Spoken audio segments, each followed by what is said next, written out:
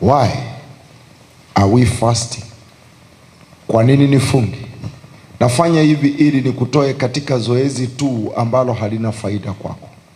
Sitaenda mambo mengi, nitakufunza vitu kama vinne. Ni vitu gani ambavyo vitakulazimisha kufunga? Ni vitu gani ambavyo vinatakikana vikusukume kufunga? Inawezekana hivi vitu tayari vipo katika maisha yako, lakini unaomba maombi ya kawaida na hujawahi pata jibu. Yapo mambo ambayo Mungu anatarajia ya kusukume katika kufunga. Cha kwanza kabisa, tunafunga kujinyenyekeza mbele za Mungu ili tupate neema na nguvu za kutuinua. Unafunga kujinyenyekeza mbele za Bwana ili ukaweze kupata nguvu, ili ukaweze kupata neema ya kukuinua. Usiposhuka hauwezi ukainuka. Neno la Mungu linakataa. Neno la Mungu linasema mbegu isipoanguka mchangani itaishi hivyo hivyo. Kukosa mfungo kwa Mungu anaona kama una kiburi. Kukosa mfungo ni njia moja ya kumwonyesha Mungu unajitosheleza.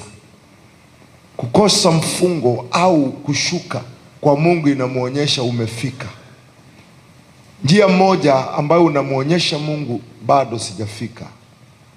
Njia moja unamwonyesha Mungu nahitaji zaidi, ni katika kushuka kupitia mfungo. Kitabu cha Petro, angalia waraka wa kwanza wa Petro sura ya 5 na mstari wa 6. Mungu hanyenyekeshi mtu, hapana. Mungu siku zote hatawahi kushusha mtu. Mungu siku zote ukionekana kama unajitosheleza atakudhalalisha. He humiliates you. Kitaka kujua ninachosema muulize Nebukadneza. Alionekana amefika, alionekana amepata. Mungu akasema nitakuonyesha hujui kitu chochote. Alimgeuza kuwa mnyama mpaka alipogundua ya kwamba sijui kitu, sina chochote. Ndio Mungu akamwambia hapo sasa ndio nitakufanyia kazi. So Biblia inakuambia hapa, basi nyenyekeeni chini ya mkono wa Mungu ulio hodari ili awakweze kwa wakati wake. Kwa Biblia Kiingereza anasema humble yourself before the mighty hand of God so that he may lift you. So katika njia ya kufunga tunajishusha. Namba 2, kwa nini nifunge? Tunafunga ili tushinde au kupenya mambo fulani ambayo yametuinukia. Unafunga ili upenye au kushinda mambo fulani ambayo yamekuinukia. Nataka unisikilize kwa umakini, hiki kipengele kitakusaidia. Kuna vitu ambavyo hauwezi ukatumia nguvu zilizo juu ya mtu mwingine kuzishinda. Hauwezi. Kuna vitu ambavyo hauwezi ukategemea neema iliyo juu ya mtu mwingine kushinda. Inahitaji neema ya kwako. Inahitaji mafuta ya kwako. So unapofunga utajenga neema ya kwako. Utajenga nguvu za kwako za kiroho zinazokupa mamlaka dhidi ya kitu ambacho kimekuinukia. La sivyo kitakudhalalisha.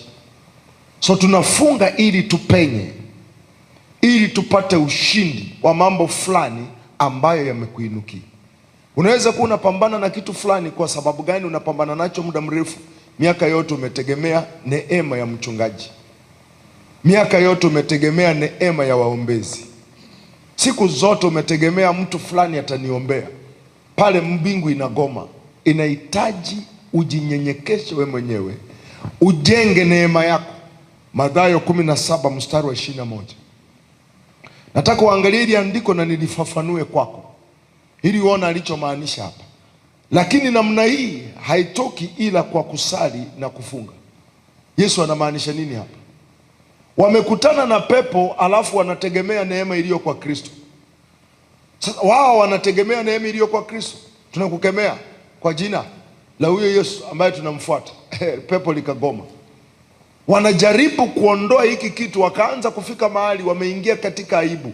Walipokuja kwa Yesu akawaambia, sikilizeni, hiki kitu hakitaondoka kwa kunitegemea. Inahitaji mfunge, mjenge nguvu za kwenu, mjenge neema ya kwenu, ili kitoke. Tunafunga na kuomba ili kupalilia neema na kupata nguvu ya kutuwezesha kupenya mambo fulani au kushinda mambo fulani ambayo yamekuinukia. Namba 3, kwa nini nafunga pastor? Tunafunga ili tupate support ya Mungu kutimiza mambo fulani ambayo yameegezwa kwetu, kutimiza mambo fulani ambayo yamewekwa katika mikono yetu. Unafunga ili upate msaada wa Mungu, support ya Mungu. Kuna vitu ambavyo Mungu amekupa ufanye na we mwenyewe unaona kabisa kwa nguvu zako hautaweza. Mfungo unakuwezesha kupata support ya Mungu, itakusaidia Mungu asimame na wewe. Nini ambacho Mungu amekuwekea? Hautatimiza kusudi hili kwa nguvu zako, hautatimiza kusudi hili kwa uwezo wako. Kuomba na kufunga inakuwezesha kupata support ya Mungu. Paulo huyu anayeongea kuhusu kupewa msaada na Mungu, anaongea jinsi alivyoupata huo msaada. Wakorintho wa pili sura ya 11 na mstari wa 27, Paulo anaonyesha ni jinsi gani anapata support kutoka kwa Bwana. Unaona anavyosema? Anasema katika taabu na masumbufu, katika kukesha mara nyingi, katika njaa na kiu, katika kufunga mara nyingi, katika baridi na kuwa uchi. Yaani huyu jamaa alijitoa katika kufunga, kukesha, maombi ya alfajiri, njaa na kujisumbua. Kwa nini? Ili apate msaada utokao kwa Bwana, aendelee kutimiza kusudi lake. Mwisho, namba 4, kwa nini nafunga? Unafunga kushinda jaribio au majaribio ambayo imekuzuia kusonga mbele. Kipo kitu ambacho kinajitokeza katika maisha yako kila wakati unapotaka kuinuka, kila wakati unapotaka kupenya, kuna kitu kinajitokeza. Mungu anataka ufunge mpaka ushinde hicho kitu, ndio ukaweze kuona nguvu zake, mpaka ushinde hicho kitu ndio ukaweze kwenda kiwango kingine.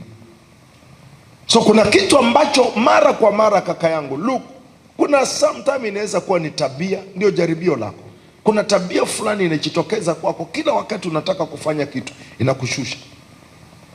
Kuna hali fulani inajitokeza kwako, kila unapotaka kwenda hatua nyingine inakushusha. Inaweza kuwa hata ni hali ya kipepo, inaweza kuwa ni shambulizi la aina fulani ambalo linakuja kwako mara kwa mara. Limefanyika jaribio, funga ulishinde, ndio uende kiwango kingine. Yesu alibidi ashinde adui kwa kiwango fulani ndio aende kiwango kingine, na njia ya kumshinda ilibidi jamaa achukue mfungo wa siku 40, akutane naye uso kwa uso, akampiga knockout. Alipoondoka pale, aliondoka kwa njia tofauti. Luka sura ya 4 mstari wa 1 na wa 2, and then taenda mstari wa 13 na 14. Unaona hapa Mungu anataka kumuinua Yesu awe tofauti na Yesu. Hali amejaa Roho Mtakatifu, alirudi kutoka Yordani, akaongozwa na Roho muda wa siku 40 nyikani. Kufanya nini? Akijaribiwa na Ibilisi. Mungu anataka kumweka kiwango kingine. Akamwambia, mzee, kuna mtu ambaye atakujaribu sana kwa huduma yako, nataka nikukutanisha naye, mshinde ndio nikuweke kiwango kingine. Ndio sababu ya siku 40 akijaribiwa na Ibilisi. Na siku hizo alikuwa hali kitu, hata zilipotimia aliona njaa. Biblia inasema mstari wa 14, baada ya kumshinda, baada ya kukutana nacho na amekiovataa, angalia matokeo. Yesu akarudi kwa nguvu za Roho, akaenda Galilaya, habari zake zikaenea katika nchi zote za kando kando. Ili aende kiwango kingine, amepokea sauti tofauti, amepata, yani yuko kiwango tofauti. Kwa njia ipi? Amepambana na kilichokuwa kimemsubiri katika ulimwengu wa roho, kimdhalalishi. Kuna shambulizi ambalo ndio linatumiwa kukurudisha nyuma. Funga kwa ajili ya hiki kitu. So katika kufunga lazima Mungu anategemea kuna kitu unapambana nacho. Usifunge tu kwa kubahatisha, unaruka hapa na pale. Kuna kitu unakabiliana nacho, kuna kitu ambacho umesimama dhidi yake. Hiki kitu umekiona ya kwamba hili ni jaribio. Inaweza kuwa ni roho ya hasira ambayo imekunyima cheo kabisa katika mahali pako pa kazi. That's why inatakana mfungo wako usiwe tu wa kufuata mkumbo.